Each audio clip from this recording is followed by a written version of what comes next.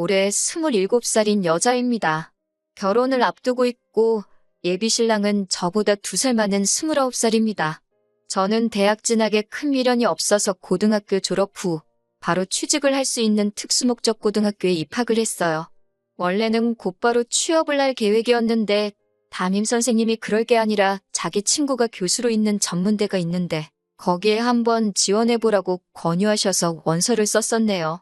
그리고 2년간 전액장학금 지원받고 학교를 다녔고 취업도 졸업을 앞두기 전에 이미 결정되었습니다. 처음 잡힌 직장은 제가 원하던 곳과는 조금 거리가 먼 곳이었는데 2년 정도 일하면서 월급 착실하게 모으고 퇴근 후에는 학원 다니면서 공부를 더해서 관련 자격증 몇 개 정도 더 취득하면서 자기계발을 했습니다. 이제 더는 공부는 못하겠다 싶을 정도로 원 없이 공부를 했고 그 후에는 제가 원하던 분야에서 업계 최고봉인 회사로 이직을 할 수 있었어요. 연봉도 훨씬 높아지고 제가 하고 싶던 일이다 보니 일하는 것도 재밌더라고요. 그곳에서 꾸준히 일하면서 지금 결혼을 준비하는 예비신랑도 만났어요. 예비신랑은 교과서적으로 살아온 사람입니다. 중학교 때부터 내신관리 철저히 해서 나름 명문인 고등학교를 나왔다 했고 거기 졸업하고 대학교도 서울에 있는 명문대를 나왔대요. 군대 다녀오고 졸업하고 저처럼 열심히 준비해서 이직을 한 게 아니고 졸업 후에 곧바로 좋은 회사에 취직도 했고요. 그리고 나서 각각 다니는 회사 사람들 통해서 저를 알게 되고 연애까지 시작하게 된 거죠. 예비신랑의 집은 그럭저럭 사는 편인 듯 싶었습니다. 예비신랑이 자기 어려서부터 과외를 몇 개나 했다고 하고 하고 싶은 공부는 다 해봤다고 합니다. 사업하시는 아버지의 공무원인 어머니, 그리고 아버지 차가 뭐다, 어디에 투자용으로 아파트도 있고 건물도 있다 자랑처럼 이야기하는데 저야 제 돈이 아니니 상관은 없었지만 그래도 정말 평범한 중산층인 저희 집과 비교했을 때 기가 죽는 건 사실이었어요. 아버지는 몇 년 전까지 회사 다니시다가 정년퇴임하셨고 어머니는 전업주부다 보니 두 분 수입이 없으셔서 지금은 저랑 저희 오빠가 보내주는 용돈 받으시며 생활하시거든요. 그렇다고 오빠와 제가 엄청나게 많이씩 드리는 건 아니고 워낙 노후 대비를 탄탄하게 해놓으셨기 때문에 걱정은 없으시지만 그래도 저희들 키워주신 보답으로 모자란 거 없게끔 저희가 효도를 하는 게 맞다고 생각하거든요. 아무튼 결혼 이야기가 나오고 나서 처음으로 예비시댁에 인사를 드리러 갔을 때입니다. 예비시어머니께서 엄청 따뜻하게 환대를 해주시며 저를 맞아주셨고 예비시아버지께서는 어디 회사 다닌다지? 하고 물어보시면서 저희 회사 전무님 이름을 대며 자기랑 잘 아는 사이라고 본인이 아직 저희 나이일 때는 사업을 한 게 아니고 저희랑 똑같은 월급쟁이였는데 그때 자기 밑에 있던 사람이라고 아주 핫발이었는데 전무까지 올라갔다고 그놈 출세했다 하시며 말문을 트셨어요. 한참 분위기 좋게 대화를 하고 있는데 저희 부모님은 뭐 하시냐는 질문을 하시더라고요. 그래서 아버지가 얼마 전까지 회사 다니시다가 은퇴하시고 지금은 집에 계신다 했는데 그 말을 들으시곤 아버지가 어떤 회사를 다니셨는지 물어보시더라고요. 별로 유명한 회사도 아니었지만 물어보시길래 대답해드렸는데 역시나 반응이 그런 곳은 처음 들어본다 하는 반응이셨습니다. 그리고부터 본격적인 호구조사가 시작되었고 제가 나온 학교를 들으시더니 거기는 전문대 아니냐며 놀라셨고 그때부터 예비 시부모님 두 분 다 표정이 조금 안 좋아지셔서는 저한테 딱히 다른 질문도 하지 않으시더라고요. 식사가 끝나고 나서 예비 시어머님께서 과일을 내오셨는데 그때서야 안 좋아진 표정의 의미를 알겠더군요. 너는 전문대를 졸업했는데 어떻게 그 직장에 취직이 돼서 우리 아들을 만났느냐 물어보시더라고요. 예비 시아버지는 또 저한테 아버지는 그럼 고등학교나 대학교를 어디 나오셨나 물어보셨는데 아버지가 대학은 따로 안 나오셨다 대답을 했더니 대학 못 가는 건 대물림이 되는 건가? 하고 껄껄 웃으시더라고요. 뭐가 그렇게 재밌는 농담이라는 생각을 한 건지 저는 정말 눈물이 나올 만큼 화가 났는데 말이에요. 어디 가서 저희 부모님이 창피하다고 생각한 적 한 번도 해본 적 없는데 두 분이 쌍으로 제 학력 가지고 저를 무시하면서 저희 부모님까지 싸잡아서 대학물도 못 먹어본 집안이라는 식으로 얕잡아보고 있으니까요. 그런데 그런 예비 시부모님의 태도보다도 그 옆에서 그 말을 듣고도 아무 말도 안 하는 예비신랑한테도 엄청 화가 나더라고요. 자기 부모님이 다른 사람도 아니고 자기와 결혼할 상대의 출신과 부모님까지 깎아내리기 바쁜데 아무리 부모님이라도 그렇지. 그런 이야기는 그만하시라고 한마디도 못하는 모습을 보니까요. 마지막으로 저한테는 그래서 결혼하게 되면 얼마를 해올 거냐고 물어보시더라고요. 모아놓은 돈은 얼마나 되느냐, 우리 집안에 시집올 만큼은 되겠느냐 하시면서 위로 오빠가 있다고 했는데 오빠는 결혼을 했느냐, 오빠가 있으니 저희 집에서 지원은 오빠가 다 받지 않겠느냐 하시면서 말이죠. 말하려는 게 꼭 저희 아버지가 이름도 모르는 회사에서 정년을 맞았는데 결혼할 돈은 있느냐고 물어보는 것 같았습니다. 저희 부모님이 뭘 얼마나 모으셨는지는 정확히 모르지만 관심도 없어요. 저도 그렇고 오빠도 그렇고 부모님 지원 안 받고 결혼할 계획이었어요. 그리고 저 남들보다 빨리 사회생활 시작해서 남 부끄럽지 않게 공부도 열심히 했고 지금 다니는 회사에서 월급도 괜찮게 받으며 그동안 모아놓은 돈이 1억이 있거든요. 돈이 많다는 기준은 사람마다 다르겠지만 그 정도면 잘 모았다고 생각까지 하고요. 예비신랑 집에서 나오고 어디 가서 저녁이나 같이 먹자는 예비신랑 뒤로 하고 기분 나빠서 혼자 집으로 왔네요. 예비신랑과 결혼하기로 결심한 건 절대 그 사람 집안 보고 정한 거 아니거든요. 그냥 적당히 비슷한 직장 다니면서 이 사람이라면 평범하게 행복하게 살 수 있겠다 싶어서 정한 건데 저랑 둘만 있을 때는 저한테 엄청 잘하지만 가족들하고 있을 때는 저보다 가족이 먼저였다는 걸 이제야 처음 알았네요. 오래 만나서 정이 들기는 했는데 어떻게 해야 하는지 참 고민이에요. 제가 저런 말 듣고도 계속 결혼을 하려고 한다면 제가 정말 속도 없는 사람인 거겠죠? 헤어져야 하는 건지 아니면 결혼하고 시댁과는 거리를 두고 살자고 부탁을 해야 하는 건지 참 여러 가지 생각이 드는 밤이네요. 후기 보내드립니다. 얼마 전에 예비신랑 만나서 완전히 끝을 내고 왔습니다. 인사드리러 간 날 이후로 일부러 예비신랑 연락 다 무시하고 씹었어요. 그러다 못 참겠었는지 저희 회사 앞까지 찾아와서 저를 기다리고 있더라고요.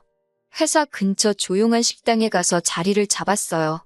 예비신랑도 완전 눈치가 없는 모질이는 아니었는지 혹시 자기 부모님 만난 날에 오고 간 대화 때문에 자기 연락을 씹은 거냐며 묻더라고요. 저는 딱히 그게 맞는 말이다, 틀린 말이다 해명하지 않고 조용히 있었네요. 역시 그것 때문에 그런 거냐며 그런 거면 조금 실망이라고? 어른이 하신 얘긴데 벌써부터 그런 걸로 서운해하면 안 된다고 하는 거예요. 예비 시부모님 대신에 예비 신랑한테서 사과를 받고 싶은 마음도 없었지만 뻔뻔한 반응을 보니 욱하더라고요. 그냥 숟가락 내려놓고 나올까 하다가 저도 하고 싶은 말 참은 게 많으니 할 말은 해야겠다 싶어서 그냥 가만히 있었어요. 밥 먹으면서 별다른 이야기가 오고 가지 않았는데 예비 신랑은 그게 답답했는지 어디 카페라도 가서 대화 좀 더 하다 가자고 하더라고요. 저녁 때라 그런지 사람도 많이 없었어요.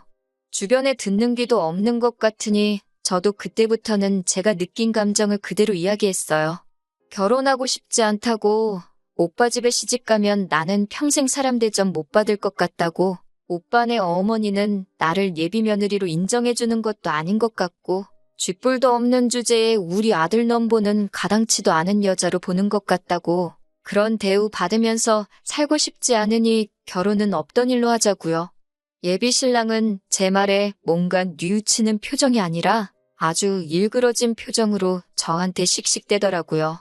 자리에서 벌떡 일어나더니 씩씩대면서 제 팔을 잡아 끌고 차에 태웠어요. 차 안에서 노발대발하면서 너 지금 우리 부모님 욕하는 거냐고? 어디 그 말 한번 우리 부모님 앞에서도 해보라고 차를 끌고 자기 집으로 향하더군요. 제가 차에서 그만 좀 하라고 내려달라고 하는데도 제 말은 듣지도 않고 차를 달렸어요. 제가 중간에 못 내리게 일부러 더 달리는 게 느껴지니 저도 갑자기 어디 한번 끝을 보자는 오기가 생겨 더는 말하지 않고 집까지 따라갔습니다. 예비 신랑이 현관문을 부서져라 쿵 닫으니 시부모님이 그 소리 듣고 놀라서 아들 무슨 일이냐 하고 나오시다가 저를 딱 보더니 또 정색하는 표정으로 바뀌더군요. 제 손목을 잡아 끌던 예비 신랑이 두 분 앞으로 저를 패대기 치듯이 밀어버리고 어디 나한테 짓거린 말 다시 한번 해보라고 고래고래 소리를 지르더라고요.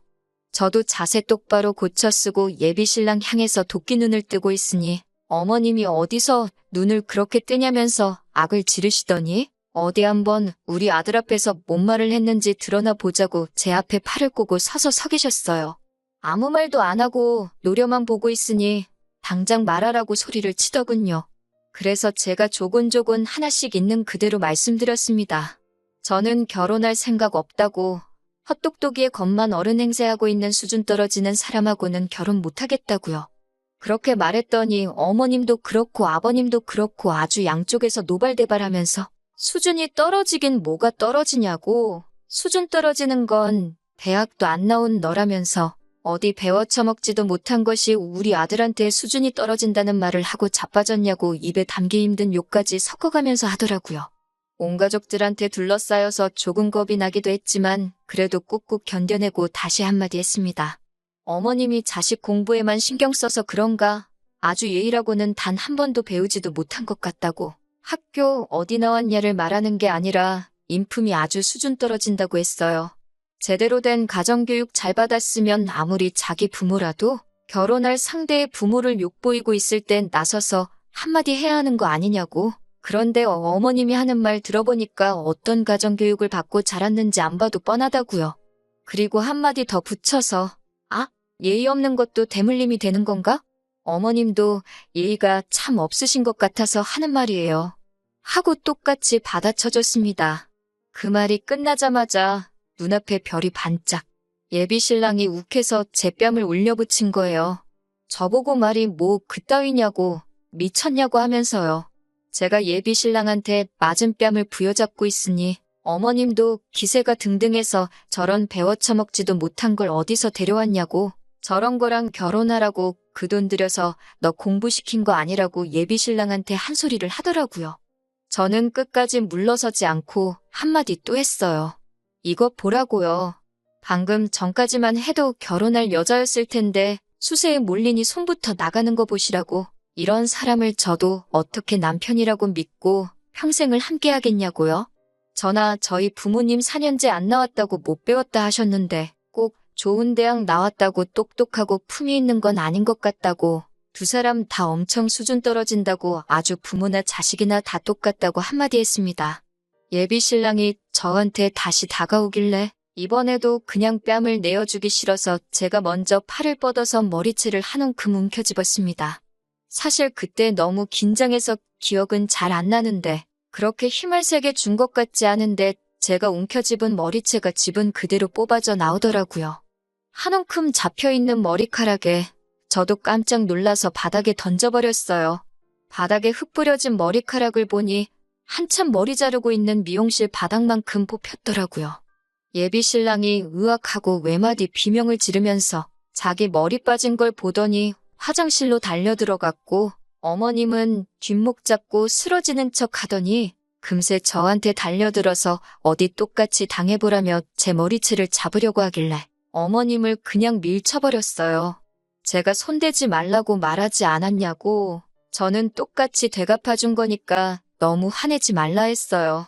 그리고 저쪽에 있는 아버님을 향해서 예의를 못 배운 것만 대물림이 되는 줄 알았는데 대머리도 대물림이 되는가 보네요 말하고 앞으로 보는 일 없으면 좋겠다 하고 밖으로 나왔습니다. 나오면서 저 사람 장가보내고 싶으면 치마폭에서 내려놓던가 아니면 평생을 품에 끼고 사시던가 둘 중에 하나만 하라고 말하고 나왔습니다. 문을 닫았는데도 적어보라고, 가긴 어딜 가냐고, 저보고 멈추라고 지르는 소리가 문 바깥까지 들리게 저를 향해 울부짖는 소리가 들려오더라고요.